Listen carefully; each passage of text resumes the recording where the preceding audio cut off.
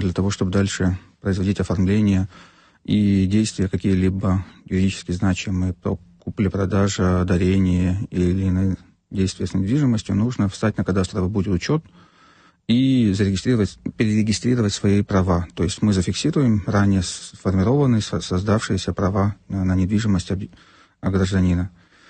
Это самая сложная задача, потому как она подразумевает под собой и проведение полномасштабных кадастровых работ.